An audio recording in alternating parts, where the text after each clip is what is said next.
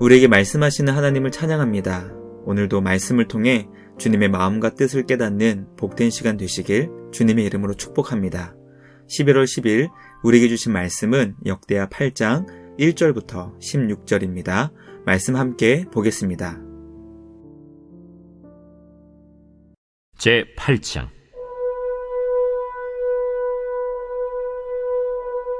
솔로몬이 여호와의 전과 자기의 궁궐을 20년 동안에 건축하기를 마치고 후람이 솔로몬에게 되돌려준 성읍들을 솔로몬이 건축하여 이스라엘 자손에게 거기에 거주하게 하니라.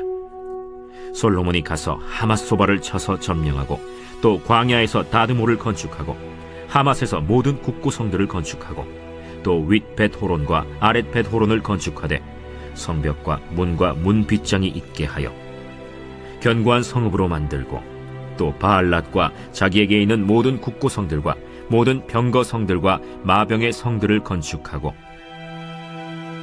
솔로몬이 또 예루살렘과 레바논과 그가 다스리는 온 땅에 건축하고자 하던 것을 다 건축하니라. 이스라엘이 아닌 헷 족속과 아모리 족속과 브리스 족속과 히위 족속과 여부스 족속에 남아있는 모든 자 곧 이스라엘 자손이 다 멸하지 않았으므로 그 땅에 남아있는 그들의 자손들을 솔로몬이 역군으로 삼아 오늘에 이르렀으되 오직 이스라엘 자손은 솔로몬이 노예로 삼아 이 일을 시키지 아니하였으니 그들은 군사와 지휘관의 우두머리들과 그의 병거와 마병의 지휘관들이 됨이라. 솔로몬 왕의 공장을 감독하는 자들이 250명이라. 그들이 백성을 다스렸더라.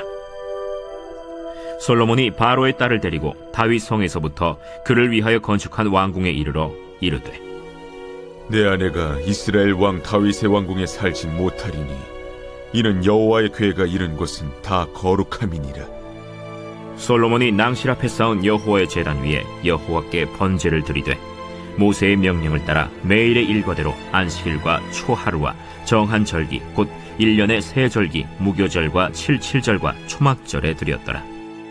솔로몬이 또 그의 아버지 다윗의 규례를 따라 제사장들의 반열을 정하여 섬기게 하고 레위 사람들에게도 그 직분을 맡겨 매일의 일과대로 찬송하며 제사장들 앞에서 수종들게 하며 또 문지기들에게 그 반열을 따라 각 문을 지키게 하였으니 이는 하나님의 사람 다윗이 전에 이렇게 명령하였습니다.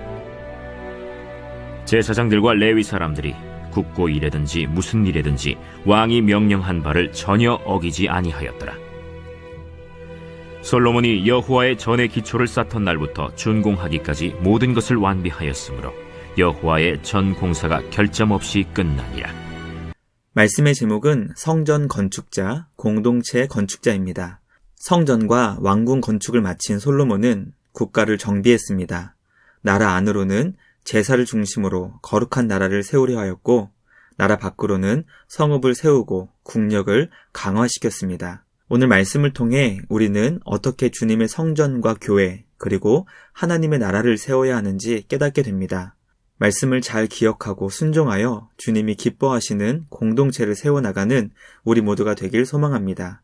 첫째, 성도는 지혜롭게 외부의 공격을 잘 방어해야 합니다. 성전과 왕궁 건축을 마친 솔로몬은 가장 먼저 두로 왕 후람에게 받은 갈릴리 20성읍을 재건하여 백성들을 그곳에 거주하게 하였습니다. 다메섹 북동쪽 하맛소바를 쳐서 점령하였고 광야에서 다드모를 건축했습니다. 또한 이스라엘 위쪽과 아래쪽에 있는 벳호론 두 곳에 성벽을 세워 견고한 성읍을 건축했습니다.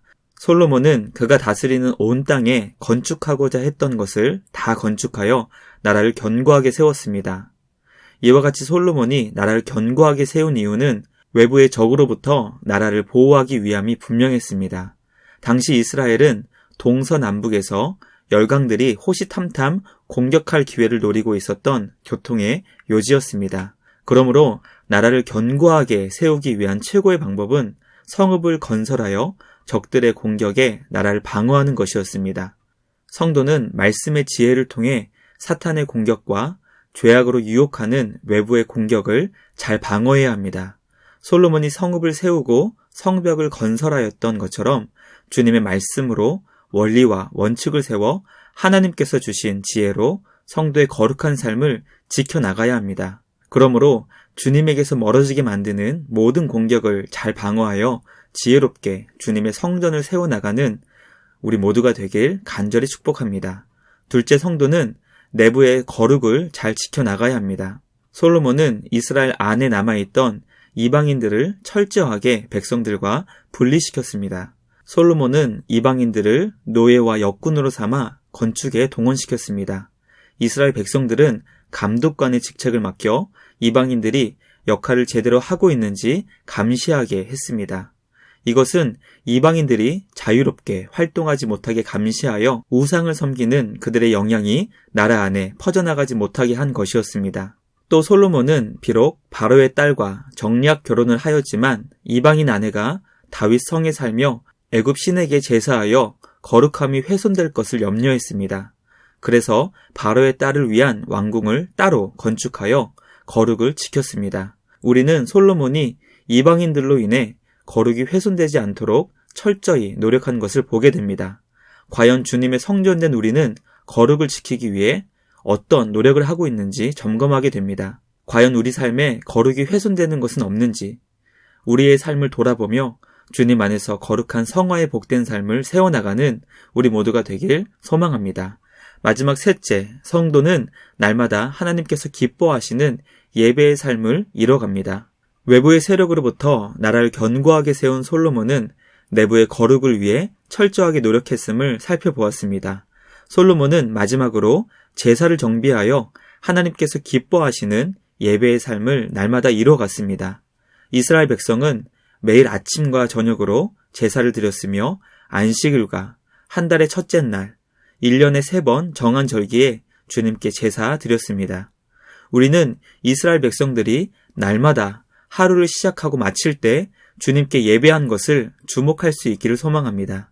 한국교회는 새벽 기도로 하루를 시작하며 그날을 주님께 드렸고 또 하루를 마감하며 주님께 감사의 기도를 드렸습니다.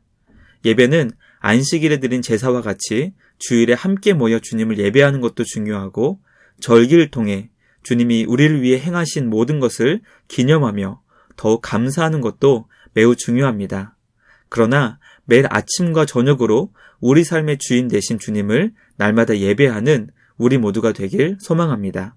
하나님께서 기뻐하시는 예배로 우리 삶을 온전히 주님께 맡기며 주님의 은혜를 구하는 복된 예배자의 삶이 되시길 주님의 이름으로 간절히 소망합니다. 말씀을 마치겠습니다.